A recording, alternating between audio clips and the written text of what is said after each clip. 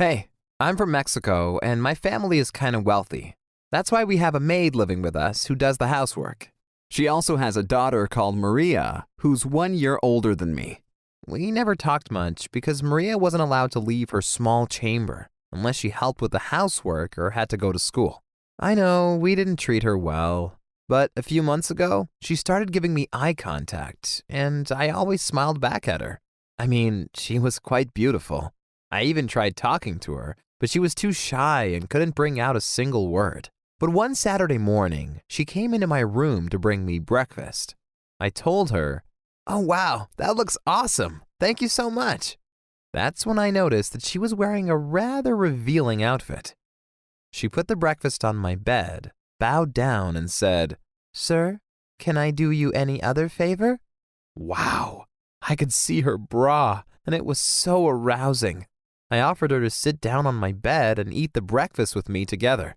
It was the first time we had a real conversation, and after a few minutes, she said, "It's very cold in here." I responded, "I'm sorry, the air conditioning is too strong, but you can come under my blanket." Suddenly, we were laying right next to each other with my legs touching hers. I even put my hand on her thighs. Things were great until my mom came into the room. She saw us and said, "Oh my God, what are you doing? How can you sleep with a girl like her?" Maria was so embarrassed. She ran outside. Meanwhile, I tried to explain to my mom that we hadn't slept with each other. But my mom responded, "She only wants to get pregnant by you, so she gets our money." Wow, my mom always saw the worst in other people. No wonder she was a terrible person herself. I mean, our maid was living with us for 5 years, and we still treated her like a worthless servant. My family didn't even pay for Maria's school fees. But I liked her a lot, and we started seeing each other in secret. I still remember the first time she came into my room at night. She was still shy and only said, "Hey." I stood up and said, "Wow, you look beautiful." But she was so nervous, she couldn't even look me in the eyes. I had never felt more aroused. She was wearing a short black dress, and I couldn't help myself.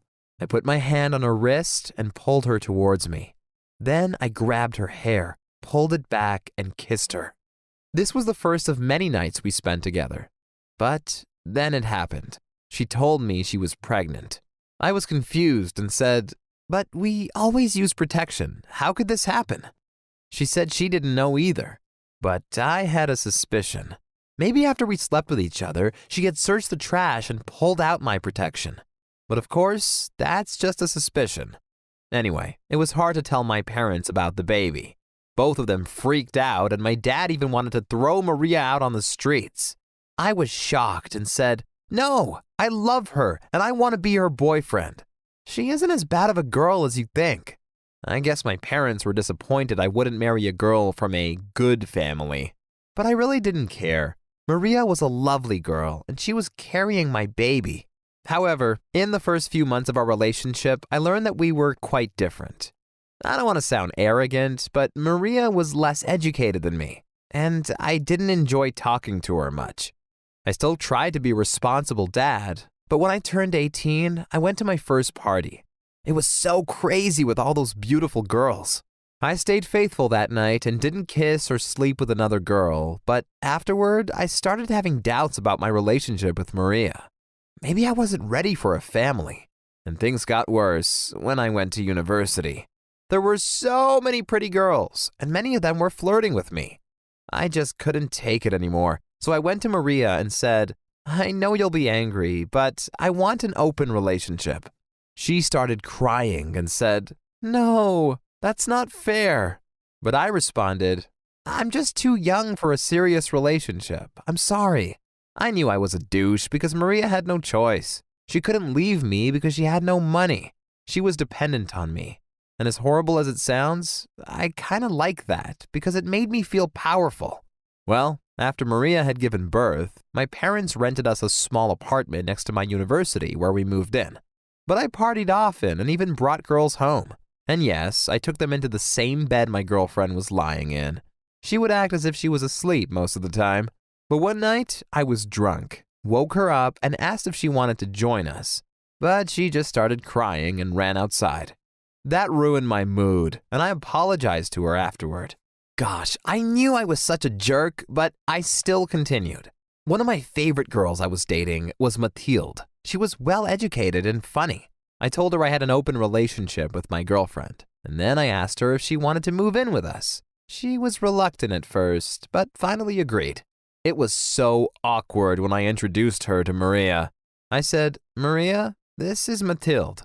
We've been seeing each other for a few weeks now, and I want her to become part of our relationship." I could tell Maria was angry. Of course, she wanted me all for herself. But that wouldn't happen, and a three-way relationship was still better than me breaking up with Maria. Then I pulled both of them close to me, and we all kissed each other. Gosh, it was one of the most exciting moments of my life. But it got even better afterwards.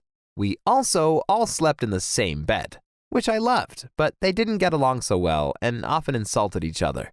Their conflict escalated when Mathilde accidentally used Maria's towel. Maria freaked out, and they ended up physically fighting each other wearing short pants on my bed.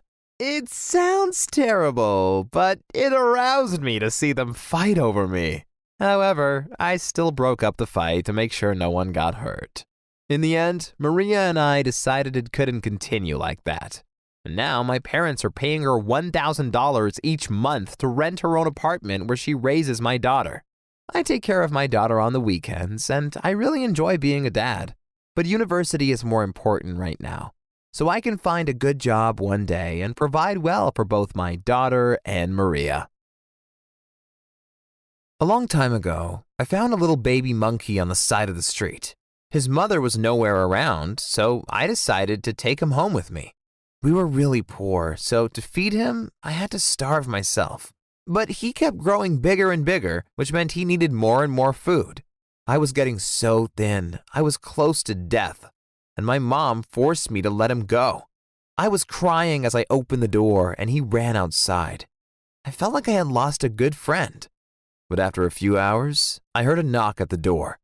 So I opened it up, and there was my monkey friend again. He was holding 4 bananas and gave one to me, one to my sister, and one to my mom. Of course, we thanked the monkey and told him to go get more bananas. But this time he came back with 1 papaya and 1 mango.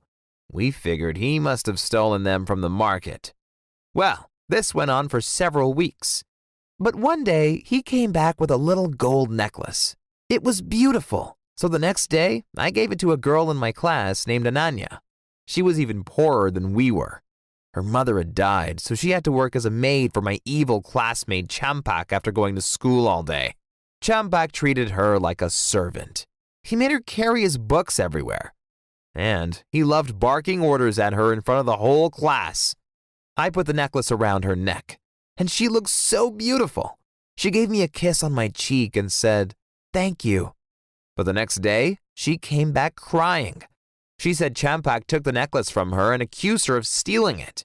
He was really mean to her about it and punished her by making her scrub his room with a toothbrush. I wanted to fight Champak. I wanted to end him. But he was as strong as a grown man. Besides that, his father was powerful and could easily take revenge on my mom and sister. He could have done terrible things to them. I was devastated and went home feeling helpless. But then I saw my monkey bring us more bananas, and that gave me an idea. I'd train him to steal from Champak's home. Maybe he'd even find some valuable stuff to bring me. To train him, I hid a fake golden wristband around our house. Anytime he found it, I rewarded him with a little bit of chocolate. Once the monkey was well trained, I took him to Champak's place. There was a huge wall around it, but that was no problem because my monkey friend could climb it easily. He jumped from the wall onto the house and went in through a window. I didn't see the monkey for several minutes, and then I heard a scream coming from inside the house. I was getting nervous, but then my monkey came back climbing down the wall, and he was carrying a gold necklace with a beautiful stone. He gave it to me, and I stashed it in my pocket. I started running toward home, but my stupid monkey went back inside Champak's house. While I got home safely, my monkey didn't make it. The next day, I went back to Champak's house to look for my friend. There, I saw a poster. It said, "If you want this monkey, give us back our jewelry." That monkey had been my friend. I loved him very much, and I hated to lose him. But the jewelry he'd given me was worth enough to get Ananya away from Champak's family. So, my mom and I went to another city to sell the necklace safely. We took the best offer and came home with 60,000 US dollars. That's a huge amount of money in my country. It was enough that my mom and I could buy a small house. We invited Ananya to live with us for free, and she seems a lot happier since she became a part of our family. At last, I want to thank my monkey friend. Thanks to him, we can live a comfortable life.